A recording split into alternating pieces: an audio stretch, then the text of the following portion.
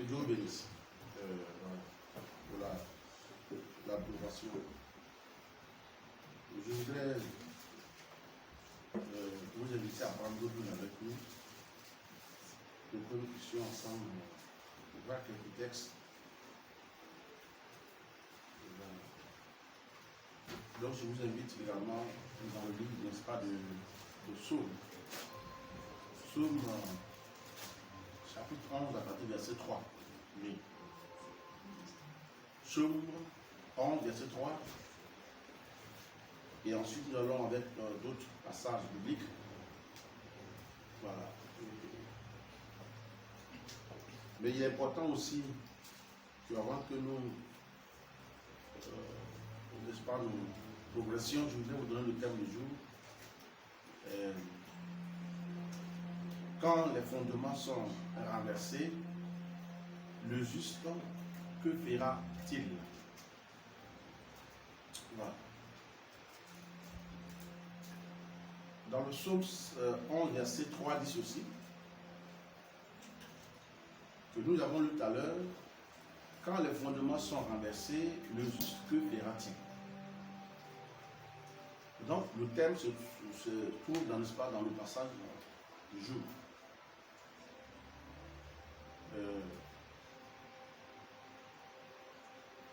Ici, je voudrais faire allusion à trois éléments certainement dans l'exposé. Pour moi, certainement, c'est une question. Quand les fondements sont renversés, le juste, que fera-t-il?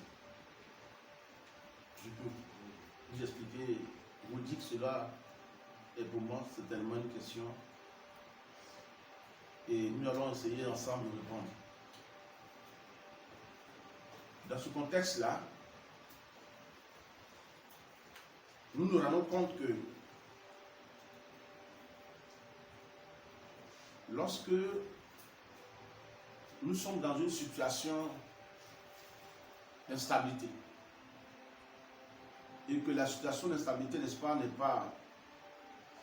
ne relève pas de notre faute, par exemple. C'est-à-dire que nous sommes nés trouver la chose, et que cela existe bien fort longtemps dans notre famille, et que nous faisons tout ce qu'il faut pour que les données changent. Or, pourtant, les choses restent les mêmes. Il n'y a pas de changement. Quand même que nous avons, c'est-à-dire que nous n'avons pas commis une faute quelconque pour mériter ce qui arrive à la famille. Et nous avions le cœur pur, mais pourtant, il y a des choses que nous n'arrivions pas à comprendre. Nous n'arrivions pas souvent, nous n'avons pas de questions à tout cela. Alors, qu'est-ce que cela veut dire? Ça veut dire, par exemple, que dans notre famille respective, une situation bizarre se manifeste. Exemple, ça dit qu'on est né dans une famille et du coup, dans cette famille, il y a ce qu'on appelle la mort prématurée. La mort prématurée, n'est-ce pas, ravage la famille et on se pose la question, qui a péché? Voilà. La question qu'on se pose, où nous avons le droit de nous poser, c'est de savoir qui a péché. Et pourquoi est-ce que la mort frappe de plein fouet, n'est-ce pas, la famille? C'est-à-dire qu'il y a des gens, au sein de leur famille, vous remarquerez que chaque année, ils enregistrent 1 ou 2 morts. Voyez-vous? En temps, de l'autre côté, tout va bien. Dans ce contexte-là, quelle que soit notre bonne foi,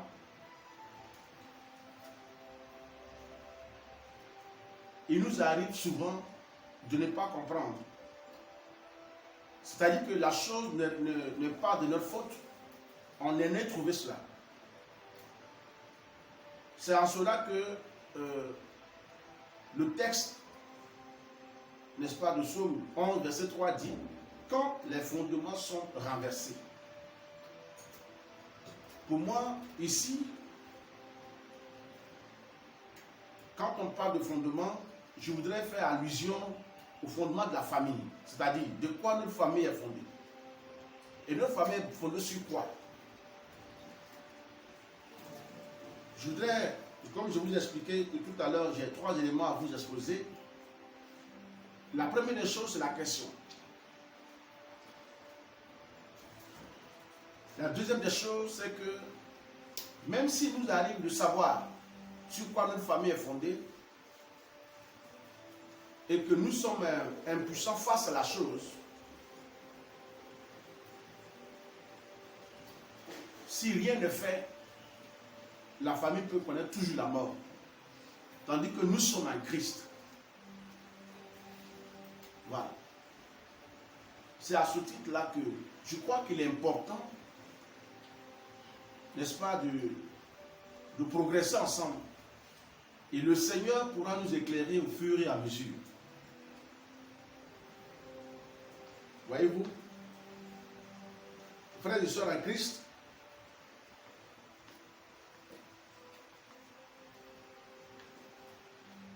voyez, lorsqu'on est dans une famille pareille, souvent la question se pose. Si X ou Y est mort, alors c'est autour de qui alors? Et on prie, on jeûne, on prie, la situation reste-t-elle?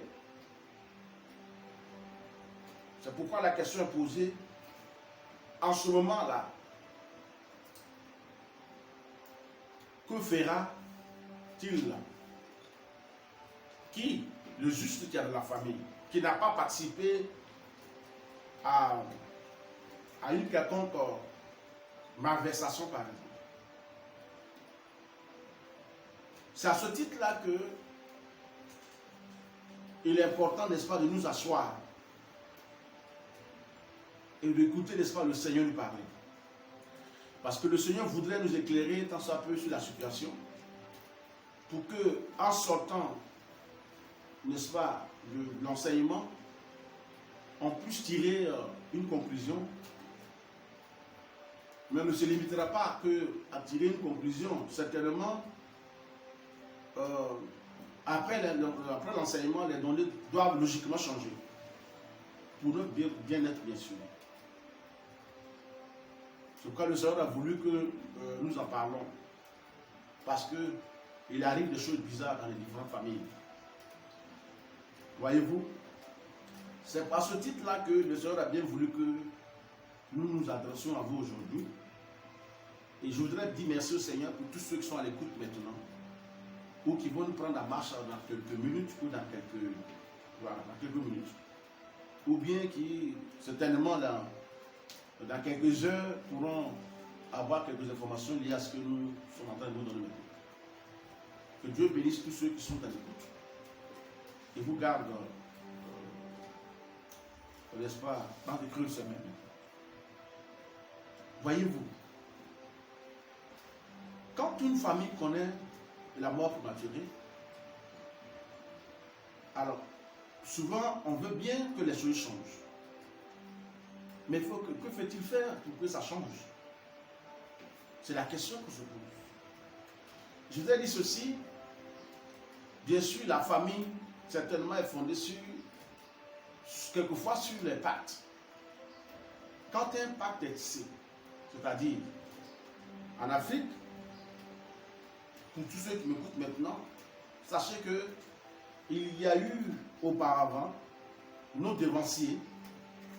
Il arrivait un temps où ils avaient certainement la pauvreté chez eux. La pauvreté. Donc le responsable de la famille a décidé de chercher la solution, c'est-à-dire pour attirer vers la famille la bénédiction. pour que l'on ne reste pas dans la pauvreté indéfiniment. C'est dans ce contexte-là que le grand-père ou l'arrière-grand-père a décidé d'entrer en contact avec un individu, soi-disant, je vais dire, l'être mystérieux, celui-là même qui peut apporter la richesse au tien de la famille. Voilà. Et ça donc, certainement, cette démarche-là a conduit le grand-père vers les féticheurs afin de trouver une solution à la situation de la famille. Pour eux, il faut absolument que quelque chose change au sein de la famille. C'est-à-dire pour le grand-père en question. Donc, il ne sait pas qu'il est en train de bâtir la famille sur quelque chose. Or, le Seigneur nous a dit que nous devions tourner notre regard vers lui. Mais, n'ayant pas pris connaissance de ces différents textes,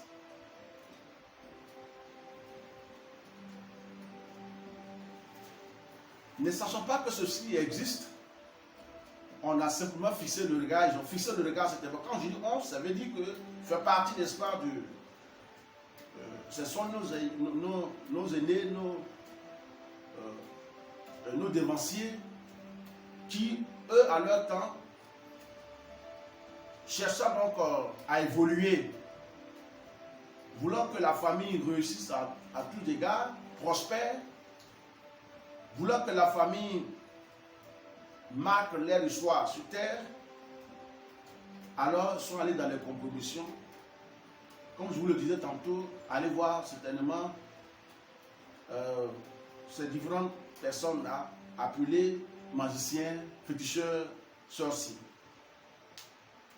Et donc, les gens leur ont dit ceci, leur ont dit, si vous voulez connaître la richesse, il va falloir que vous tissiez un pacte avec nous. Et que si le pacte est tissé, eh bien, la famille connaîtra la richesse. Tout ce qu'ils vont entamer, ils réussiront et ils évolueront.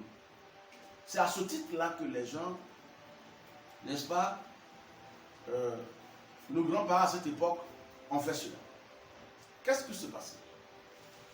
Ils ont dû livrer la longévité de la famille pour prendre la richesse. Voilà, parce que c'était un échange. Livrer la longévité est un exemple pour prendre la richesse, pour être vu, pour être respecté.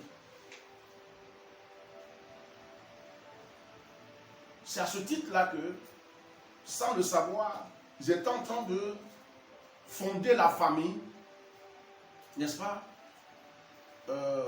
Je vais dire, dans la mort, ça dit, ils étaient en train d'enfoncer la famille. Pour eux, peut-être que le pacte est tissé pour quelques années, 1, 2, 3 ans, peut-être 5 ans. Après, ça va cesser. Mais ils n'ont pas su que c'est une façon, c'est continuel. Donc, du coup, le pacte a été tissé, suivi, n'est-ce pas, d'un sacrifice. Cela a créé le déséquilibre au niveau de la famille. Et tous ceux qui viennent au monde maintenant connaissent la mort naturelle. Alors, la descendance, c'est-à-dire les enfants, les petits-enfants, n'ayant pas assisté au rituel, à ce qui s'est passé auparavant, ne savent pas sur quoi la famille est fondée. Et chaque année, sont appelés à aller faire l'enterrement. Souvent même, c'est la moitié de l'année. Et l'on se pose la question, tout ce qu'on entreprend quelque part, ça nous réussit. Mais pourquoi il y a la mort? Et pour tous ceux qui ont donné leur vie au Seigneur Jésus-Christ, ou qui essaient de vivre selon les prescriptions, n'est-ce pas, du Seigneur,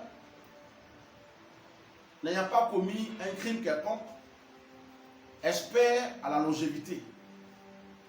Et du coup, ils sont frappés par la mort prématurée.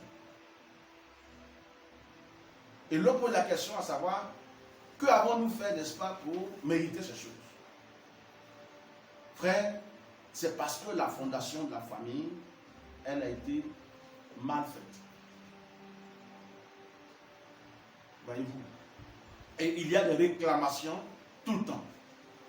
Si vous êtes déclaré juste à ce niveau, la question vous est posée dans ces conditions-là, hein, que fera-t-il le juste? Vous qui êtes déclaré juste aux yeux de Dieu, sanctifié par le Seigneur, vous avez accepté le Seigneur Jésus-Christ comme Seigneur receveur personnel.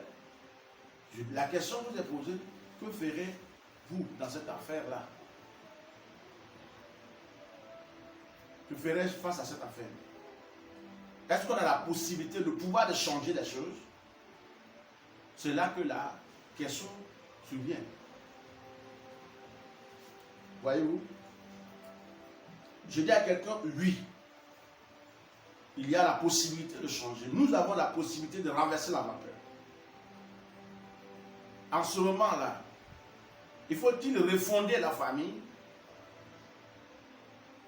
C'est aussi une question.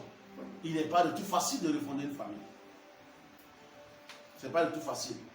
Comprenez avec moi que lorsque vous devez bâtir une maison, construire une maison sur un terrain neutre, vous vous rendez compte que la construction sera un peu plus rapide que celui-là même qui va vouloir, faire la reconstruction, c'est-à-dire casser une maison déjà construite et vouloir reconstruire sur le même site.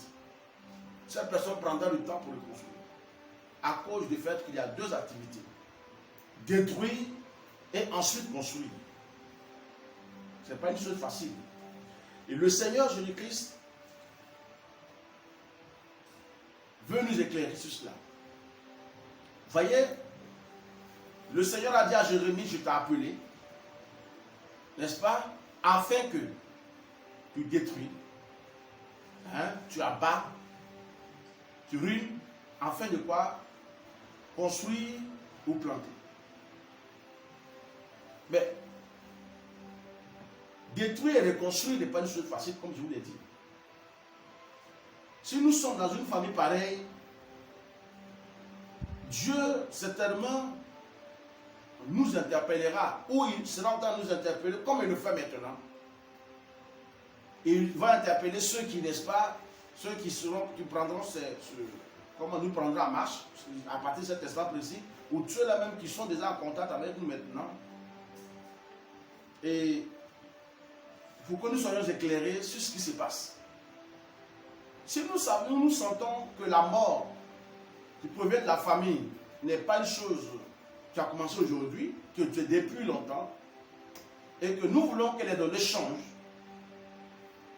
et que c'est sur nous que Dieu met ce poids pour que on puisse changer les données, il va falloir sérieusement vous attacher la ceinture. C'est-à-dire, il va falloir vraiment, il va falloir se serrer les coudes. Voyez-vous?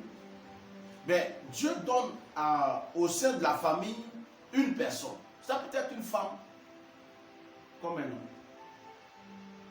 La responsabilité reviendra à cette personne de refuser la mort naturelle au sein de la famille. La responsabilité reviendra à cette famille, à cette personne-là, de vouloir refaire les choses pour que la famille connaisse une longévité. Mais je vous assure que ce ne serait pas une mince affaire. Je dis à quelqu'un, d'ailleurs même une messe n'est jamais facile à faire. Ouais. Voyez-vous, c'est compliqué. Mais si nous avons la foi, nous avons l'assurance dans notre Seigneur Sauveur Jésus-Christ, c'est certain que nous allons réussir. C'est à ce titre-là que une personne a fait la différence. Et nous avons quelques approches bibliques. Quelqu'un a fait la différence. Quelqu'un a changé l'histoire. Quelqu'un a normalisé, n'est-ce pas, les choses au niveau de la famille. S'il a existé auparavant, c'est que ça peut encore aujourd'hui, il existe encore. Et ça doit exister. Tous ceux à qui Dieu a appelé, tous ceux à qui Dieu a béni, tous ceux à qui Dieu, n'est-ce pas, a mandaté pour changer les données au sein de la famille. L'on peut travailler dans une famille pareille. L'on peut entreprendre. L'on peut faire des grandes études. Et l'on peut avoir une position stable. Mais à un moment donné, la mort viendra faucher, coûte que coûte quelqu'un. Voyez-vous? Je vous explique l'élément clé de cette affaire. Lorsque vous allez dans une famille, je prends l'exemple. Pour un homme qui décide de se marier parce que la situation, je vais dire, sur le plan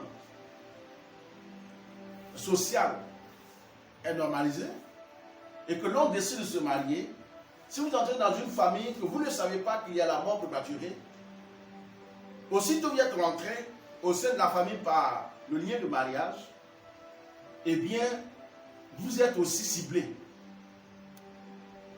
Vous êtes ciblé. C'est-à-dire que sur vous, il n'y a pas la mort prématurée, mais aussitôt vous avez décidé de rentrer dans la famille où il y a la mort prématurée, sachez que vous êtes rentré par le lien de mariage, déjà vous êtes pris en compte. C'est vice-versa, hein? Pareil également comme une femme. Une jeune dame qui décide de se marier, et à elle, dans sa famille, la mort prématurée n'y est pas, mais dans la famille adverse, c'est-à-dire dans la famille de son mari, de son fiancé, alors la famille et l'esprit de mort, il y est. Lorsqu'elle rentre là-dedans, sans pouvoir faire un travail de fond, elle peut connaître également la mort prématurée. Elle peut être fouchée dans la mort prématurée. Venant d'où ça? Pas de sa famille à elle, mais la famille de son mari. C'est pour cela qu'il est important, pour nous chrétiens, avant de nous marier, il est important que nous nous présentons au devant du Seigneur. C'est vrai que beaucoup de jeunes filles, de jeunes gens voudraient se marier derrière les pasteurs. C'est bien beau. Mais savez-vous ce que vous courez comme risque? C'est de cela qu'il est question. Voyez-vous?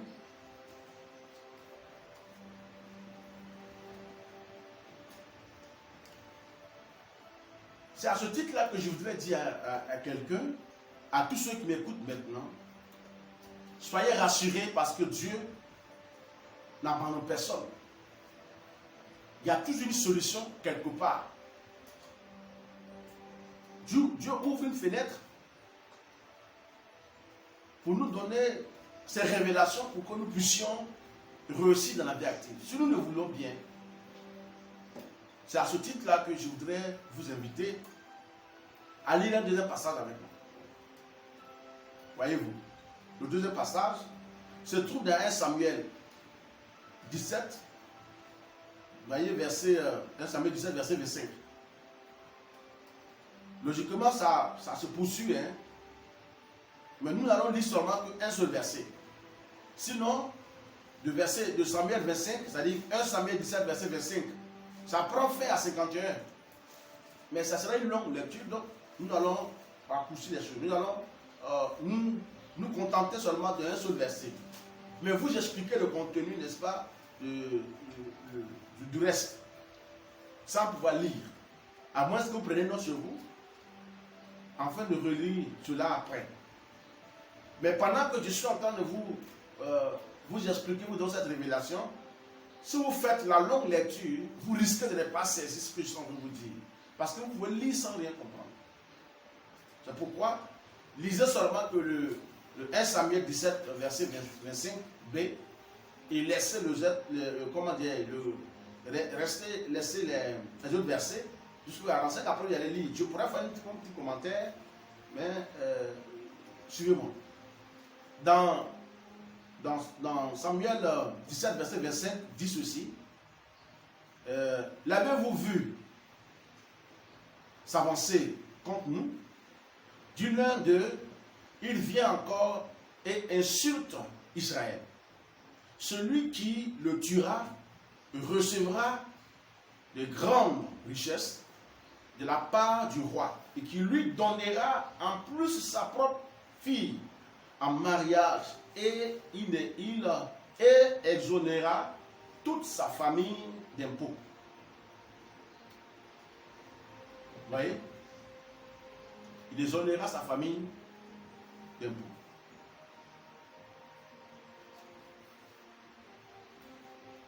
Alors, c'est l'histoire que vous savez bien, l'histoire de David, que lui n'était pas considéré au sein de la famille. Bon, qu'est-ce qui se passait au sein de la famille de David? Est-ce qu'il avait la mort maturée? Il avait de la pauvreté? Rien de tout ça. La Bible ne nous dit pas que dans la vie de dans la famille, au sein de la famille de David, hein, le père Isaïe, il y avait la mort prématurée ou la pauvreté. Mais il y avait une chose qui était là, qu'il fallait enlever. C'était un défi. Mais vous savez que le roi David, n'est-ce pas, était, je vais dire, le plus petit, n'est-ce pas, d'entre ses frères. David a été envoyé en mission par son père afin d'aller visiter ses frères, c'est-à-dire pour acquérir leurs nouvelles. C'est à ce titre-là que David est appelé à aller au camp, c'est-à-dire sur le champ de bataille. Et arrivé là-bas, il a entendu dire les gens, vous avez vu s'avancer. De qui il s'agit? Il s'agit de Goliath. La Bible dit que Goliath insultait Dieu d'Israël et l'armée du Seigneur 40 jours et 40 nuits. Voyez-vous? Et tous ceux qui étaient là, personne n'osait, n'est-ce pas, s'approcher de lui. Parce que Goliath était un géant. N'est-ce pas? C'était un problème. Et tout Israël en est conscient de la situation de Goliath. Même le roi Saül, la Bible disait de lui, dit de lui encore jusqu'aujourd'hui, qu'à l'époque où il était en train d'être choisi pour être roi, n'est-ce pas, il avait deux qualités. Non seulement il avait la taille qui dépassait tous les enfants d'Israël à l'époque, mais il avait aussi, comment dirais-je, un visage, il était beau, le visage. Voyez-vous? C'est vrai qu'on dit ce genre de choses de David, mais quand il s'agit de la taille, il était robuste et grand de taille. Le roi d'Israël, le premier roi d'Israël, Saül. Mais Saül ne pouvait pas contre Goliath. Voyez-vous? Et donc, c'est pour cela que dans le verset que je viens de vous lire, c'est dans le semeur, hein, verset semeur. L'avez-vous vu s'avancer contre nous? Dit l'un d'eux, il vient encore insulter, hein, Israël. Celui qui le tuera recevra de grandes richesses de la part du roi, qui lui donnera en plus sa propre fille en mariage et exonérera toute sa famille d'impôts. C'est-à-dire, il y a deux récompenses. La première récompense, c'est que celui qui tuera Goliath, dit le roi, selon ce qui a été dit, il recevra, il aura pour la fille du roi en mariage. C'est-à-dire que ce sera comme une grâce. De se marier, n'est-ce pas, à la fille du roi Saül, à l'époque. La deuxième des choses, c'est-à-dire que cette famille-là ne paiera plus d'impôts en Israël. Voyez-vous? Alors, si on vous dit que vous n'allez pas payer les impôts, mais voyez-vous ce que ça fait à vous seuls, c'est-à-dire vous et votre famille.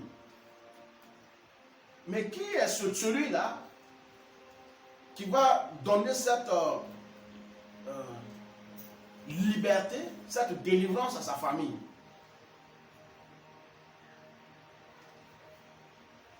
Alors, c'est pour cela que je vous ai expliqué, il va falloir que quelqu'un se distingue. Si nous tentons, ici dans ce cas pareil, ce qui était difficile dans la famille d'Isaïe, c'est-à-dire que là où les choses vient David, c'est les impôts. Il fallait trouver une solution aussi de la famille. Mais qui était celui qui est la personne mieux placée ou capable, n'est-ce pas, d'interdire le paiement d'impôts au niveau d'une famille, si ce n'est que le chef lui-même, c'est-à-dire le roi à cette époque, ou le chef d'État, un exemple pareil. Voyez-vous? David a vu qu'il y a quelque chose à faire nécessairement pour la famille. Pas pour lui seulement, mais pour la famille. Donc, quelquefois, lorsque nous nous engageons avec le Seigneur, lorsqu'on se sent interpellé, et qu'on est fils ou fille de la maison, et qu'on se rend compte qu'au sein de la grande famille, il y a un problème non résolu, quelque chose qui est encore dans la famille, mais qui ramène la famille au plus bas d'échelle, on devait se poser la question, n'est-ce pas, que faut-il faire pour changer les données? C'est logique. Voyez-vous? Et ça relève, n'est-ce pas, de la compétence de la famille. C'est pourquoi, frères et sœurs, je vais donner un exemple simplement de la mort maturée, par exemple, qui est, pour moi, certainement dans les différentes familles qui connaissent les familles qui connaissent cela, un problème que l'on veut l'on veut mettre fin à ça, mais par quelle manière? Tu ne peux plus aller réveiller le grand-père qui est mort il y a combien d'années? Peut-être il y a 50 ans, 60, peut-être 100 ans, pour lui dire, reviens pour remettre les choses en place. Impact est impact. Voyez-vous? Il y a aussi, par exemple, pour d'autres familles, ils ont vendu simplement le mariage pour la richesse. C'est-à-dire que vous avez la taille qu'il faut, la beauté qu'il faut, vous avez tout ce qu'il vous faut, mais vous avez du mal à vous marier. Parce que le mariage a été vendu pour recevoir, n'est-ce pas, soit la longévité ou quelque chose, ou la richesse. Voilà ce que c'est. Mais une famille déjà qui est fondée dans ces choses-là, comment il allait faire pour ramasser cela? Vous avez accepté le Seigneur, et les gens dans la famille, quand ils se marient, ou bien qui n'arrivent même pas à se marier, des femmes qui ont fini leurs études et qui ont même qui ont des diplômes, mais se marier c'est compliqué. Ou quand il y a le mariage, il y a la mort qui s'ensuit. Refuser que la femme soit heureuse, l'homme soit heureux, et bien le mari est fauché, y compris la femme. Pourquoi? Ils ont simplement la question, la raison ici, c'est parce qu'ils ne devraient pas avoir un mariage. Et les gens ont forcé pour se marier. C'est ce qui a permis à l'esprit de mort de prendre. Voyez-vous? Ça va dépendre de quoi la famille est fondée. Sur quoi la famille est fondée? C'est la question que vous posez. Il y en a aussi, certainement la mort prématurée n'est pas en eux. Ils peuvent travailler, mais ils ne pourront même pas faire économie. C'est-à-dire économiser ou faire quelque chose de long terme, ils ne pourront pas. Parce que c'est ainsi la famille. C'est une malédiction. Mais comment quand on a une famille pareille, tout va bien, la santé ça va. Mais comment faire pour préparer l'avenir? Quand on entame l'activité de long terme, on se rend compte qu'il y a rupture. Quand on essaie d'économiser, une situation, paf, s'éclate, et puis on vide ce que nous avons en compte en banque, et puis ensuite, on règle le problème, le temps de revenir, et bien on avance en âge. Et on se dit, mais jusqu'à quand cette situation-là va se finir, va s'arrêter? C'est la question qu'on se pose. Et si on doit aller très loin, c'est parce que la famille, celui qui a fondé la famille sur ces choses-là. C'est-à-dire que tout ce qu'il allait avoir serait, n'est-ce pas, à quelqu'un. Comment j'appelais? Ce qu'on appelle l'être invisible. Hein? Savez-vous que lorsqu'on parle de l'être invisible, c'est une personne étrange. C'est-à-dire à savoir un ange déchu, un génie que nous appelons un démon. Voilà, un esprit malin. Qui ne meurt pas. Savez-vous qu'un génie ne meurt pas?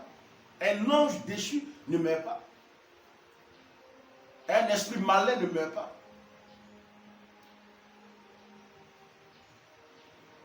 Le pacte qu'ils ont tissé, peut-être que ça date de 60, 70 ans, 80, voire même 200 ans. Et la personne qui a fait ces choses n'est plus. C'est pour cela qu'il est important. Nous devons poser la question, est-ce qu'il y a quelque chose à faire nécessairement pour cette famille ou bien il n'y a plus rien à faire? Je vous assure qu'il y a quelque chose nécessairement à faire. Voilà, il suffit de chercher. Le Seigneur, je vous envoie dans le livre, n'est-ce pas, habituel, je vous l'ai dit, dans le livre, n'est-ce pas, de Matthieu 7, verset 7 qui dit, celui qui cherche trouve. Il faut chercher jusqu'à ce que tu trouves la cause.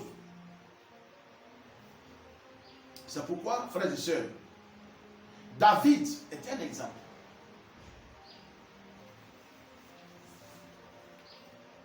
Qu'est-ce que David pouvait faire pour sa famille? Voyez-vous? Regardez bien, nous avons lu, n'est-ce pas, dans le semeur, dans Luc 10 aussi, toujours dans 1 Samuel 17, verset 25, je vous lis dans les deux passages, dans les deux versions là, semeur et Luc 2. Luc 2 dit, chacun disait, avez-vous vu s'avancer cet homme? C'est pour jeter en Israël un défi qu'il s'avance. Si quelqu'un le tue, le roi le comblera de richesses et il lui donnera sa fille et il affranchira la maison de son père en Israël. Voyez-vous? Donc ça veut dire que c'est un problème. Le roi même voulait que quelqu'un prenne le devant des choses. Donc pour récompenser une personne pareille, c'est de lui dire, écoute, tu auras ma fille. Si jamais tu arrives.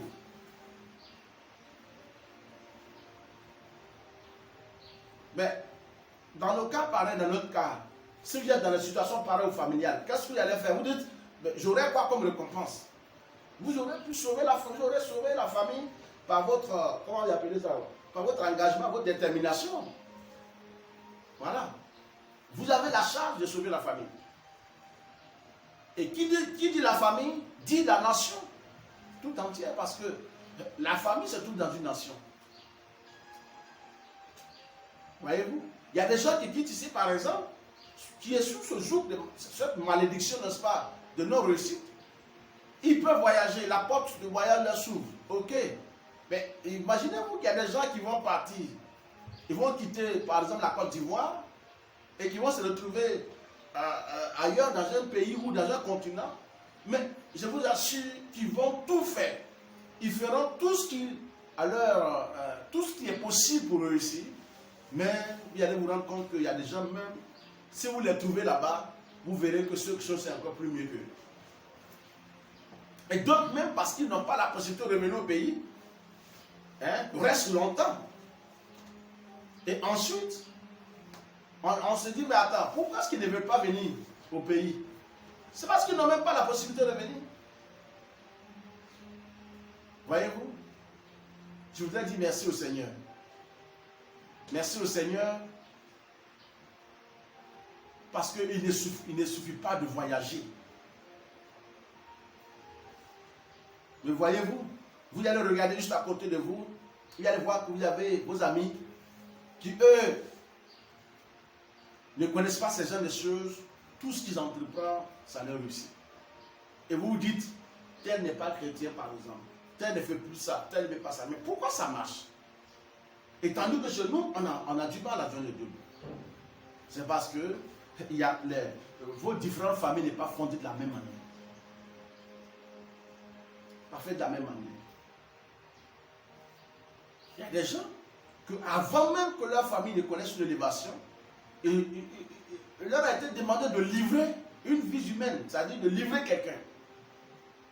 Et donc la famille est assise sur, comment on appelle ça, la famille est accusée, n'est-ce pas? Et une accusation permanente. Pourquoi? Parce que soit le féticheur, l'être bizarre qui, soi-disant, peut aider la famille à connaître une élévation sur le plan matériel, sur le plan financier, sur le plan, comme on appelle, des affaires, à demander à ce que l'on offre un sacrifice sur un autel. Et ils sont allés très loin pour demander à ce que l'on offre des enfants, ou bien offrir une vie humaine, c'est-à-dire tuer quelqu'un, des hommes, pour faire marcher leurs affaires. Si vous êtes de cette famille-là, tôt ou tard, vous connaîtrez une baisse. Vos affaires vont être troublées. C'est-à-dire que vous êtes au sommet d'une montagne, mais vous connaîtrez une descente inexplicable.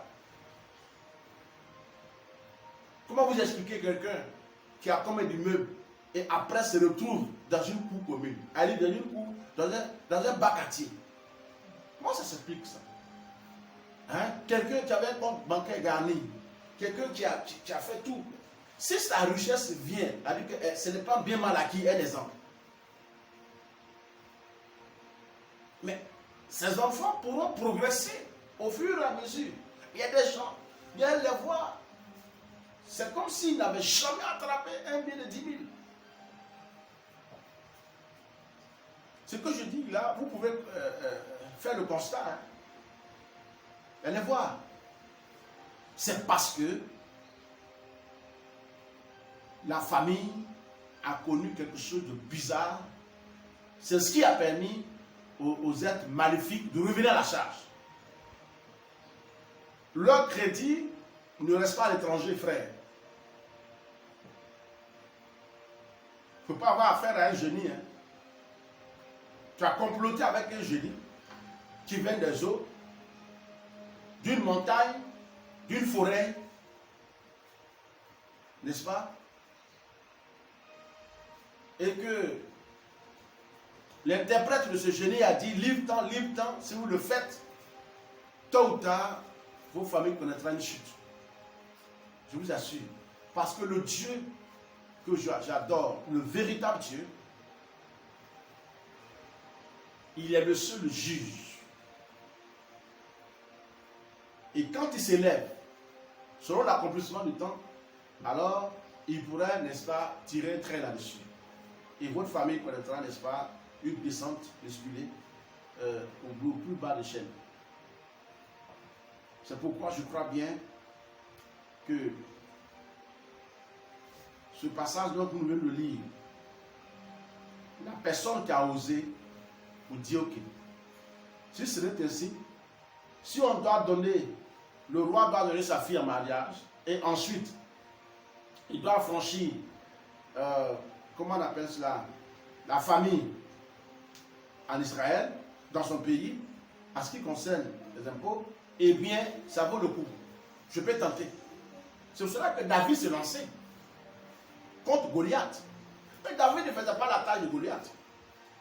Mais grâce à David, Goliath a été mis KO, terrassé. Voyez-vous. Et le roi à cette époque-là avait donc le devoir, n'est-ce pas, de dire ce qu'il a dit, d'accomplir ce qu'il a dit. Donc c'est ainsi qu'il a donné sa fille. Et David, du coup, a aidé la famille à ne plus payer les impôts en Israël. Ça ne s'arrête pas qu'à David, à son père, à ses frères, tous ceux de la maison de son père. Voyez-vous. N'est-ce pas une bonne nouvelle ça? Mais pourquoi David parvient à donner cette bonne nouvelle à la famille? Allez-y voir ce qu'il a payé comme prix. Est-ce qu'il n'a pas souffert? Goliath, avant que l'attaque n'ait lieu, n'est-ce pas? Quand vous lisez à partir du verset 45, c'est-à-dire 1 Samuel 17, verset 45, c'est là que le combat a commencé. Mais allez-y comprendre que le Seigneur, la Bible dit ceci, que Goliath maudissait régulièrement David, n'est-ce pas, il maudissait David et ses dieux. C'est-à-dire que, connaissant que Goliath était un maléfique, il avait des dieux en tant que Philistin, et pas d'autres dieux. David était régulièrement maudit pour être anéanti. Ça veut dire qu'il a connu quelque chose dans son corps de chair. Il a souffert. Et moi, je crois que ce n'est pas question, pour changer l'image de la famille, il ne s'agit pas de question d'âge. David avait quel âge à cette époque? Il était un gamin, jeune. Il a environ 18 ou 17 ans. Par là. Il faisait 18 ans par là. Alors, je voudrais dire à quelqu'un, s'il vous arrive, si Dieu vous choisit, si Dieu vous dit, c'est vous qui allez renverser la vapeur, c'est vous qui allez faire ceci, faire cela, quel que soit l'âge que vous avez, vous devez apprendre à compter sur le Seigneur. Ça, c'est la chose la plus merveilleuse. Vous devez apprendre à vous appuyer sur le Seigneur. Je ne sais pas, vous n'arriverez pas. David a dit, toi, tu viens contre moi avec quoi? La lance, l'épée, le javelot. Mais moi, je viens contre toi au nom de l'Éternel Dieu des armées. Ça veut dire que David ne s'appuyait pas sur lui seulement. David s'appuyait sur le Seigneur. Il dit, je viens contre toi, pas non seulement mon nom, ni le nom de mon père, mais je viens contre toi au nom de l'Éternel Dieu des armées. Voyez-vous? Donc, David a placé Dieu au devant de tout combat. Avant même que le combat physique ne s'engage. Il avait d'abord eu un combat spirituel. Voyez-vous? Je voudrais dire à quelqu'un, si le Seigneur vous annonce ces choses, c'est qu'il veut changer le domaine de vos familles. Si le Seigneur vous donne ces informations, c'est parce qu'il est arrivé à ce que Dieu mette fin à tout ce qui est tumulte au sein de la famille. Dieu veut renverser la vapeur, mais c'est vous qui veut utiliser. Il va falloir que vous mettez votre confiance au Seigneur Jésus-Christ, mais ayez confiance en vous-même. Ne vous sous-estimez pas. Voyez-vous, si Dieu vous a qualifié, sachez que Dieu vous a qualifié et que vous êtes qualifié. Voyez-vous? Depuis l'action que David a posée, ça a relevé la tête de son père. Son père a été affranchi. La maison de son père a été affranchie en Israël. Tandis que d'autres familles, eux, ils sont condamnés à payer leurs impôts. Parce que la victoire ne venait pas d'eux. Dites-moi, qui est cette personne qui va faire la différence? Qui va s'élever? Si vous l'aimez, que vous ne composez pas avec le Seigneur, vous ne pouvez jamais vous réussir. Composer avec le Seigneur. Composer avec le Seigneur signifie qu'il va falloir avoir l'approbation, le soutien du Seigneur. Il va falloir être fidèle même dans votre engagement. Voyez-vous?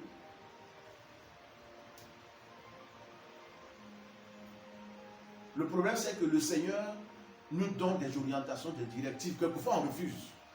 Si on est dans une famille pareille où les gens meurent de gauche à droite, et on verse sur la couverture pour ne pas mourir, le Seigneur, vous payez vos dîmes. C'est l'impôt du Seigneur, c'est le droit du Seigneur. Vous dites non, mais c'est trop ça. C'est trop. Dixième, c'est quoi? Dixième de non-revenu. C'est beaucoup. Seigneur, toi-même, tu comprends que la situation n'est pas trop au top. Frère, Dieu ne comprend pas ça. Hein? Voyez-vous? Dieu voudrait s'appuyer sur nos dons pour renverser la vapeur. Il faut que nous soyons... Il faut qu'on soit sûr. Hein?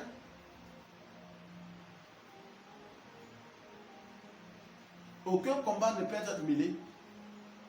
Aucune victoire ne peut être possible s'il n'y a pas eu auparavant un soutien, une offrande. Voyez-vous?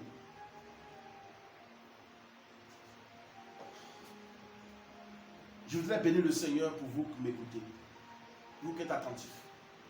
Il y a chez vous la mort prématurée, il y a chez vous comment dirais-je, la pauvreté à n'est pas finie.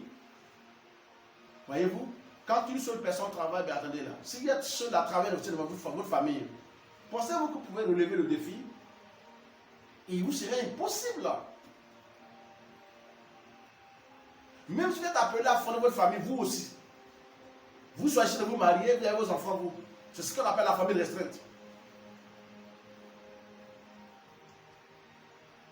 Mais il ne faudra pas que l'histoire de vos enfants ressemble à celle de vos aïeux, de ceux qui vous ont devancé. Comment faire pour ne pas que nos enfants, que nous mettons au monde aujourd'hui, hein, leur histoire ressemble à nos parents du temps passé?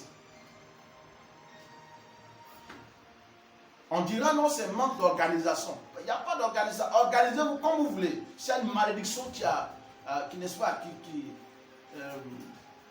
qui existe dans votre famille et qui vous combat nuit et jour, tant que cette malédiction n'est pas brisée, organisez-vous comme vous voulez, il va y avoir toujours fesco quelque part. C'est une vérité que je vous dis, frères et sœurs. Mais puisque nous sommes en Jésus-Christ, Dieu nous donne toujours la révélation pour changer notre histoire. Dieu ne peut pas nous laisser mourir. Voyez-vous? Les autres sont morts. Mais ne crois pas que tu vas mourir aussi de cette façon si tu es attentif. Il faut te démarquer. Change ta façon de faire. C'est-à-dire, mets ta confiance en Christ. C'est en cela que tu pourras réussir. Voyez-vous? David a fait son travail. Il a réussi. Donc là, il nous a désormais permis de nous engager. On ne s'engage pas sans le Seigneur. Rappelez-vous cela. On ne s'engagera jamais. Il ne faut pas le faire sans le Seigneur. Engage-toi avec le Seigneur. Sois sûr qu'il t'accompagne. David savait que le Seigneur l'accompagnait. David était convaincu que ce combat n'est pas le combat de David, mais c'est le combat donc du Seigneur. Si vous voulez aller changer les choses dans votre famille, sachez qu'il va falloir que le Seigneur, faites tout pour avoir la faveur du Seigneur. Faites tout. N'allez pas seul. Si vous partez pour dire, je vais renverser ceci, je vais faire ceci. Il y a des gens, par exemple, qui vont dans leur famille, et ça, partout en Côte d'Ivoire, on voit cela. Moi, j'entends en tant que prophète, j'entends ces choses-là. Non, je suis allé dans la cour, dans la cour familiale, et j'ai trouvé que bon, il y avait un canari au centre de la cour, et moi, je suis allé détruire le canari, j'ai fait ceci, et après, quoi, qu'est-ce qui s'est passé? D'autres n'ont pas survécu. Hein?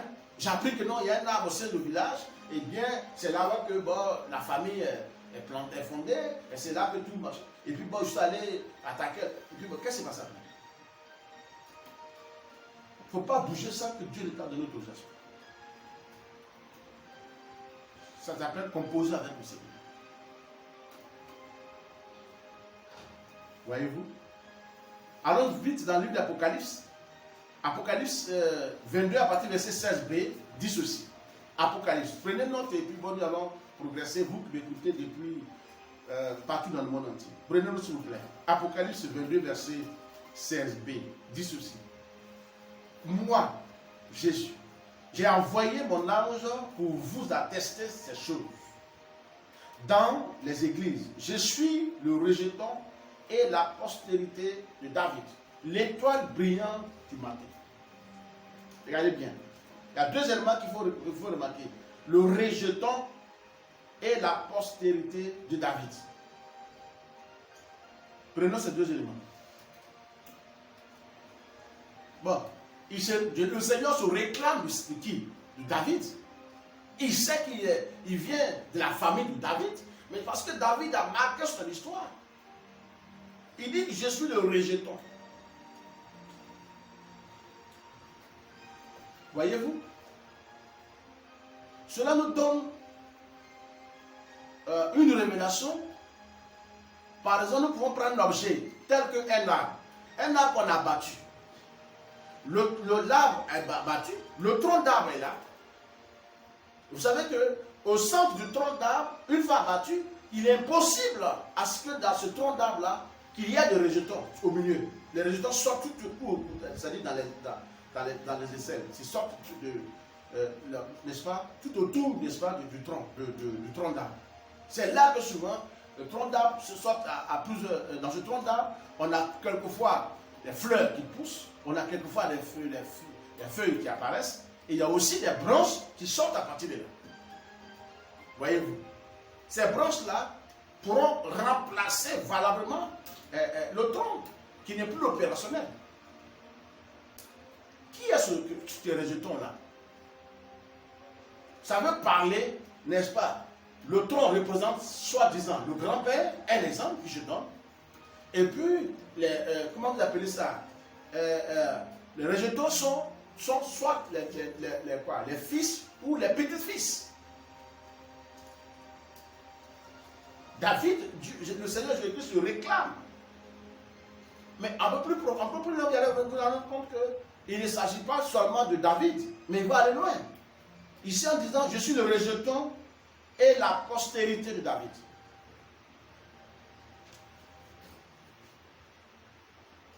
Voyez-vous? Lisons les versets pour comprendre. Ésaïe 11, verset 10 dit ceci. En ce jour-là, le rejeton d'Israël sera là comme une bannière pour le peuple, pour les peuples, et les nations se tourneront vers lui, et la gloire sera sa demeure. La gloire sera sa demeure. Hein? Les nations, voyez-vous, se tourneront vers lui. Il s'agit du Seigneur Jésus-Christ. Et la gloire sera quoi? Sa demeure. Mais le premier élément dit ceci. En ces jours-là, le rejeton, n'est-ce pas, d'Isaïe. Qui est le rejeton d'Isaïe? C'est le père de David. Isaïe, c'est le père de David. Et là-haut, il parle de rejeton et la postérité, n'est-ce pas, dans Apocalypse 22, verset 16, la postérité de David. Et en bas, Ésaïe 11, verset 10, il dit, en ce jour-là, le rejeton d'Isaïe. Isaïe, qui y fait allusion? Le père de David. Donc Jésus dit qu'il est le rejeton.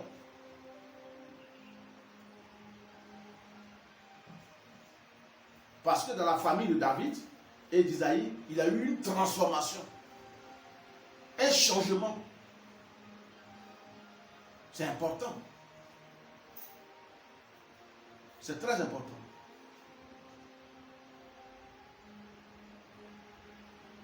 Parce que quelqu'un a renversé la vapeur. David a accepté de dire, je ne suis pas d'accord de ce qui se passe au sein de la famille. Il faut que je triomphe, non pas pour tout Israël, mais tout Israël, mais je voudrais triompher aussi pour que ma famille soit épargnée, n'est-ce pas, de cette affaire de l'impôt. S'il est possible. On dit c'est possible. Ok, il se lance la bataille. Comme quoi, personne ne veut aller dans un combat, n'est-ce pas, dans une bataille, sans qu'il y ait quoi, une récompense.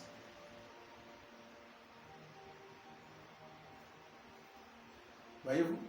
Je pense que quand il s'agit d'une récompense, ça motive. Hein? Ça fortifie. Lorsqu'on court et qu'on se rend compte qu'on a une coupe à rapporter, eh bien, c'est la coupe qu'on regarde. Même quand on a des douleurs, souvent on oublie nos douleurs et on fait allusion à la coupe qu'on voit. Voilà. Même si on rapporte, après avoir rapporté la coupe en secours, eh bien, la coupe est dans notre main. C'est important. On ne rapporte pas la coupe toute, c'est-à-dire seul. Souvent, on est accompagné par des gens. Ceux qui courent là, dans les stades, là, allez-y voir. Ça veut dire qu'ils ont des coachs. Des gens qui les aident. Faites ceci, faites cela. Mais la coupe, quand la coupe est rapportée, ce n'est pas pour les débuter parce que la personne qui a rapporté, ça concerne tous ceux qui sont dans son staff. Amen. Amen. Alors, frères et sœurs, nous sommes appelés à rapporter la coupe. Frères et sœurs, nous sommes appelés à dire quelle est la situation au sein de la famille qui est un obstacle qui fait qu'on n'est pas en paix. Même quand on va à l'église, on a du mal à nous, comment vous appelez ça, à nous accrocher. Quelle est cette affaire-là? Il va falloir que ça change. Et si nous voulons que ça change, Dieu sera de la même avis que nous et il nous accompagnera. Il dit, lève-toi, car ta lumière arrive. N'est-ce pas dans le livre, n'est-ce pas, d'Isaïe? Hein? 60. Lève-toi, car ta lumière arrive. C'est la distinction.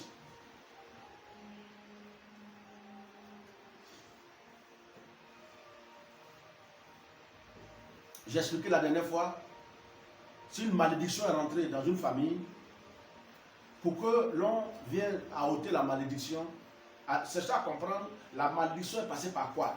C'est-à-dire la malédiction est rentrée comment? À l'aide de quoi? Si un fétiche est rentré dans une famille à l'aide d'un sacrifice, vous ne pouvez pas dire sors, dégage là. Non, non, non, non. Commencez, bonsoir.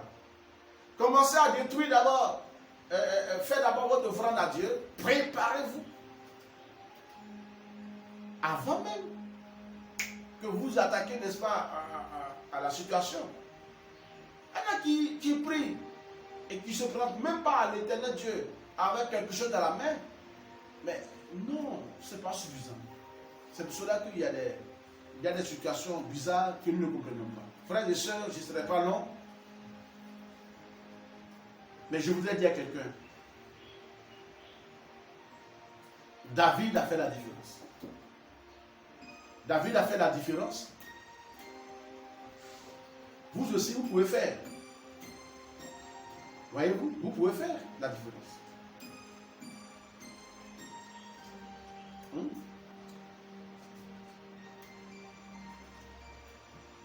Le Seigneur se réclame. Le Seigneur Jésus-Christ se réclame. N'est-ce pas? Il dit qu'il est le régiment d'Isaïe. Clair. Et ça, c'est important pour vous et moi. On va courir avec quelques versets et nous allons certainement nous arrêter dans peu de temps. Ésaïe 27, verset 6 dit ceci. Ésaïe 27, verset 6, B. Il dit ceci. Dans les temps à venir, Jacob prendra racine en Israël. Jacob prendra racine. Israël poussera des fleurs et des rejetons. Et il remplira le monde de ses fruits. Hein? Voyez-vous? Dans le temps à venir, Jacob prendra racine. Israël, n'est-ce pas, poussera des fleurs et des rejetons. Jacob, c'est qui? Quand Jacob a lutté avec l'ange de l'Éternel dans le livre de Genèse, quand il devait rencontrer son grand frère Esau, alors il s'appelait Jacob.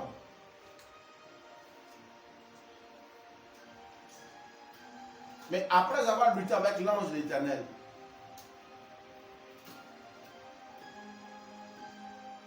et l'ange de l'Éternel lui a dit, laisse-moi aller. L'ange de Jacob a dit, je ne te laisserai point sans que tu m'aies béni. Mais l'ange de l'Éternel lui a dit, comment tu t'appelles? Il dit, je m'appelle quoi? Jacob. Il dit, bon, désormais tu t'appelleras plus Jacob, tu t'appelleras Israël. Les données changent. C'est après un combat. Mais avant de rencontrer l'ange de l'Éternel, il avait déjà fait une offrande en termes de dons. À qui? À son grand frère, qui était à sa recherche, qui voulait lui faire du mal. N'est-ce pas? Nous trouvons cela dans le livre de Genèse. Voyez-vous? Frère, nous voulons changer les choses au sein de la famille. Mais avec quoi? C'est avec quoi nous allons aller changer les choses? Entre nous, c'est avec quoi? Qu'est-ce qu'on a? Pour renverser la vapeur, qu'est-ce qu'on a? Pour triompher, qu'est-ce qu'on a? Même si nous sommes reconnus devant le Seigneur comme l'être juste, mais il est important que nous puissions nous armer de tout. Sinon, on peut être juste au sein de la famille et puis ne pas pouvoir faire quelque chose concernant, n'est-ce pas, le fondement, n'est-ce pas, de la famille. Or, notre avenir en dépend. Gloire à Dieu. Aujourd'hui, quand on dit Jacob prendra racine, Israël poussera, n'est-ce pas, des fleurs et des rejetons, et il remplira le monde de ses fruits. Ça veut dire, vous et moi, nous sommes quelque part ces fruits-là. Voyez-vous? L'évangile est venu de l'autre côté d'Israël. C'est parce qu'il y a eu des gens comme apôtre Pierre, apôtre Paul.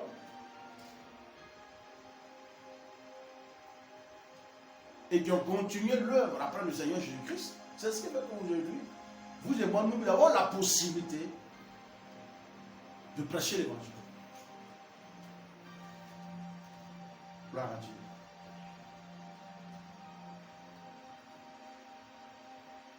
Voyez-vous?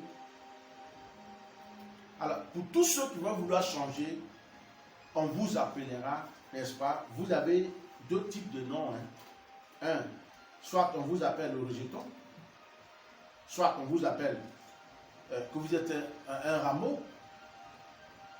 Tu est-il que vous êtes attaché au tronc? Au tronc n'est rien. Le tronc n'est rien que la grande famille, c'est-à-dire la base de la grande famille. Le grand-père. Ceux qui ont fondé le village, par exemple. Voyez-vous? C'est pourquoi dans Ésaïe 11, verset 1, dit ceci. Puis un rameau sortira du tronc d'Isaïe. Et un rejeton naîtra de ses racines. C'est vous et moi. On doit changer les choses. Et cela change. Gloire à Dieu. Pour que ça change, nous avons, n'est-ce pas, il va falloir nous imprégner des choses qui concernent le Seigneur. Pour que ça change, il va falloir que nous ayons une bonne alliance avec Dieu. À savoir, garder le contact permanent avec le Seigneur. C'est-à-dire, demeurer fidèle à Dieu. C'est important. Le Seigneur nous demande de faire ceci, il ne faut pas discuter, il faut le faire. C'est pour cela que je voudrais vous bénir. Je vais terminer avec ce passage qui dit ceci. Et l'un des vieillards, dans le livre de l'espoir, Apocalypse 5, que vous connaissez, Apocalypse 5, verset 5, il s'agissait là de la question de quoi? De Jean, l'apôtre Jean. Et que lui était sur, n'est-ce pas, qui était donc un prisonnier sur l'île de Patmos. C'est là que Dieu lui a donné cette révélation. Il dit ceci, et l'un des vieillards me dit, Apocalypse 5, verset 5, me dit, ne plaît point, voici le lion de la tribu de Juda, le rejeton de David, a vaincu pour ouvrir le livre et ses 7 sceaux. Voyez-vous? Qui ressort ici là? N'est-ce pas David? Hein? C'est David qui ressort.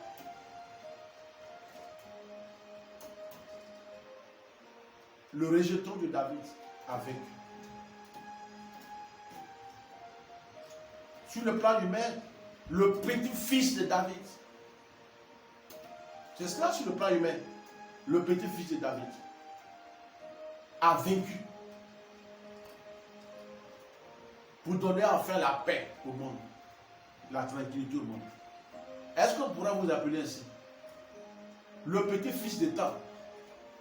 Nous sommes par exemple, nous, Église des Amis de Jésus-Christ, est-ce qu'on pourrait dire qu'un fils ou une fille de Bethsaïda, de AMJ et l'Église des Amis de Jésus-Christ a vaincu pour faire ceci, pour faire cela? de changer les choses de l'ouest de la famille. Est-ce qu'il est possible? Je pense que le lèvre peut revenir maître demain.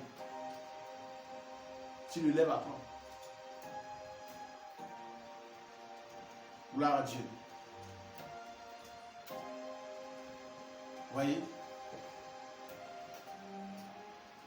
Il y a un passage, quelquefois, qui me travaille et je me suis posé beaucoup de questions à un certain temps donné.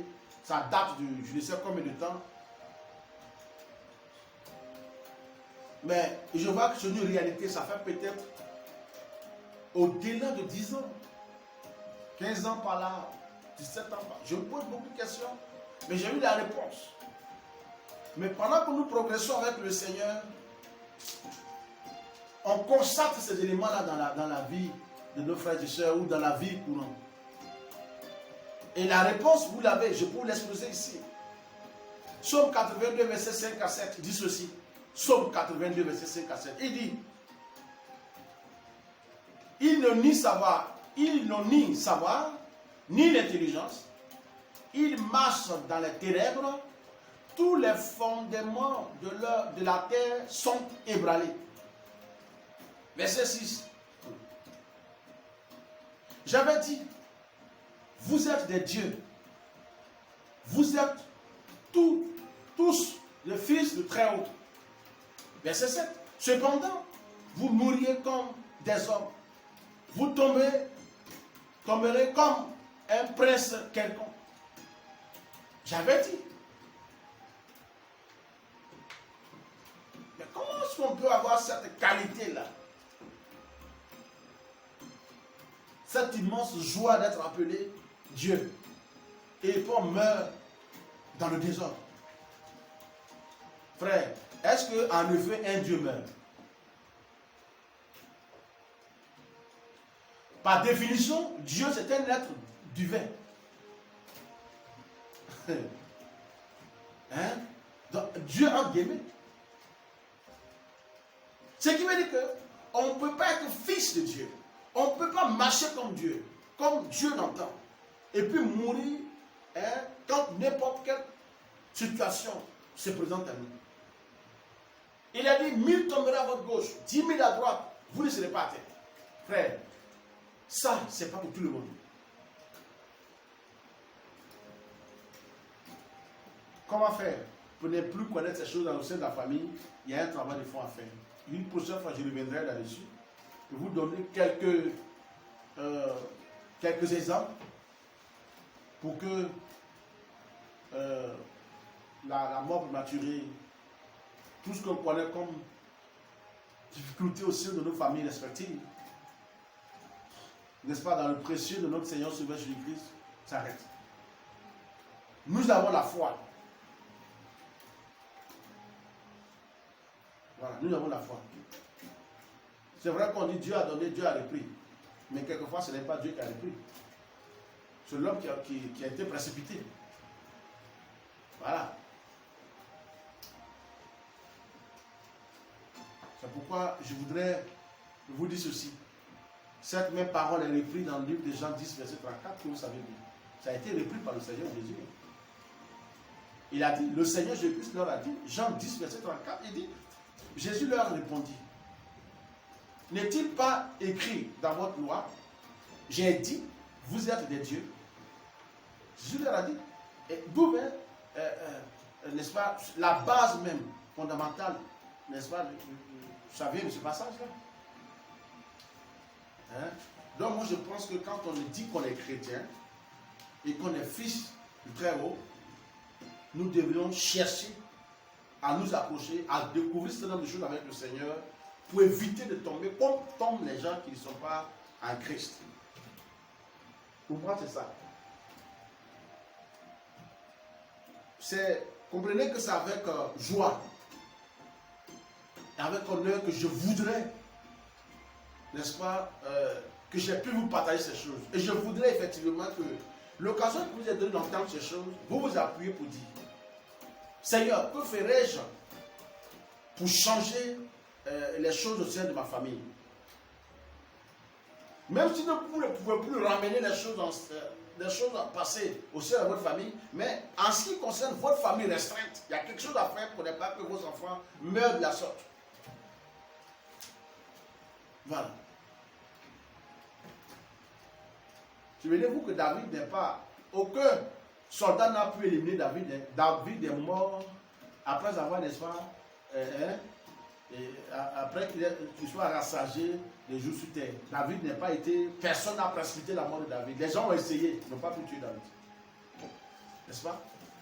Voilà. David n'est pas mort selon les choses. Hein. Ils ne l'ont pas éliminé. Hein. Personne n'a fait plus le temps contre lui. Ils ont essayé, mais personne n'a pas mort.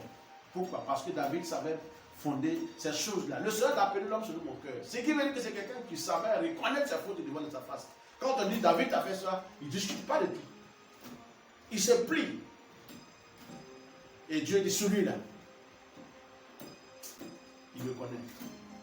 Chaque fois qu'on lui est reproché de quelque chose, il ne discute pas.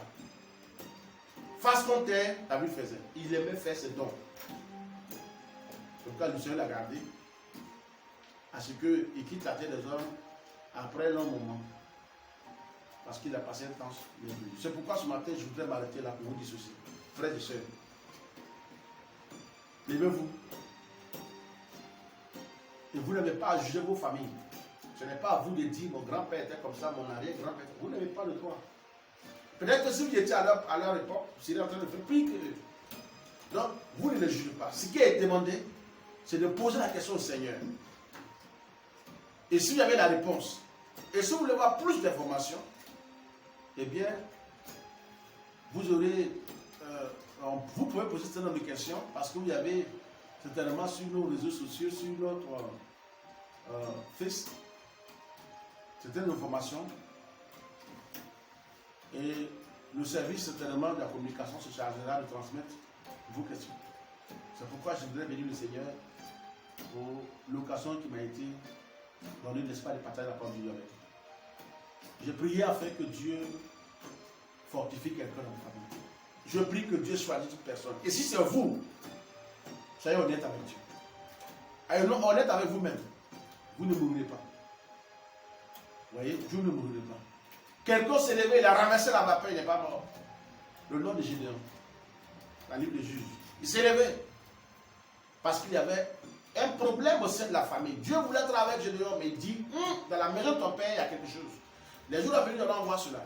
Mais quand il s'est levé, parce que Dieu l'a donné l'ordre, c'est que Dieu le demande de faire, il a fait. Frère, toi aussi, Dieu a quelque chose à faire avec toi. Nous allons revenir dans les jours à venir, certainement le vendredi, si Dieu nous fait grâce. Mais en attendant, que sa paix soit sur votre vie. AMJ, bonne fête, n'est-ce pas, d'action de grâce. Et je voudrais bénir le Seigneur pour le monde entier. Pour tous ceux qui nous ont suivis depuis le début et qui continuent de nous suivre. Que sa grâce soit sur votre vie. Et que cette onction qui est donc à l'église de la vie de Jésus-Christ vous soit communiquée. Parlant de la longévité, la santé, la réussite, la multiplication, n'est-ce pas? Et la grandeur soit votre partage. Soyez déterminés à marcher avec le Seigneur. Vous verrez toujours le Seigneur à vos côtés. Que tous ceux qui sont malades, recevez la guérison ce jour. Tous ceux qui sont affaiblis, que le Seigneur vous relève. Tous ceux qui sont combattus, n'ayez plus la possibilité d'ouvrir la bouche, que le Seigneur vient à vous secourir. Que sa puissante main, qui ne faillit point, vous relève dans vos chutes. Et tous ceux qui vous ont condamnés par les injures, par les calomnies, par tout ce qu'on sait, tels que les attaques venant des lieux, des hôtels magnifiques, des lieux de rituels et de quoi, rituels. Je prie que ces choses n'aient plus d'influence négative sur votre vie. Que ça s'arrête immédiatement. Et que tout esprit d'accident planifié contre vous soit immédiatement balayé sur vos chemins. Immédiatement. Vous tous qui avez, n'est-ce pas, pour les femmes, fibromes, kyste, myome, j'ai prié afin que cela cesse immédiatement. Tout serpent qui a été envoyé pour vous, et dans le spirituel qui essaie de vous transmettre son venin, j'ordonne que ce serpent quitte désormais et qu'il n'y a plus la possibilité de vous localiser. Soyez sécurisé. De la plante de la tête jusqu'à la plante de pied. Que la grâce infinie du Seigneur soit sur vous. Et que Dieu bénisse pour tous ceux qui ont décidé de faire des dons. pour soutenir une personne qui est dans le manque. Que Dieu vous bénisse pour ça. Et tous ceux qui ont pris l'engagement de œuvrer pour l'enfant de Dieu, que le Seigneur se souvienne de vous. Et que vos noms figurent dans, n'est-ce pas, dans ce livre, n'est-ce pas, que j'ai appelé livre de souvenirs. Qui se souviennent de vous. Lorsqu'une situation maintenant se manifeste, que Dieu intervient avant que vous ne sentiez la chose. Alors, comme je le disais, Bethsaïda, résiste, tiens bon. AMJ, soyez solide. Car celui qui t'a appelé par ton nom est fidèle à sa promesse. Demeurez fidèle et vous le verrez dans vos vies, dans vos affaires. Vous le verrez dans votre marche et il sera toujours avec vous tout le temps. Tout ce qui vous arrivera, toute situation qui se présentera à vous, sachez que Dieu est au courant de ça avant que la chose se présente. Et il connaît la fin d'une chose avant son commencement, frère. Certains disent, il y a telle situation, comment je vais m'en sortir? Dieu sait, il a tout planifié. Tu t'en sortiras. Parce qu'une voix la plus autorisée parle en ta faveur maintenant. Et sache que cette voix est prise en compte. Béni sois-tu, Seigneur. Et tous ceux qui en écoutent maintenant, que la grâce vous soit transmise au nom de Jésus-Christ. Amen. Amen.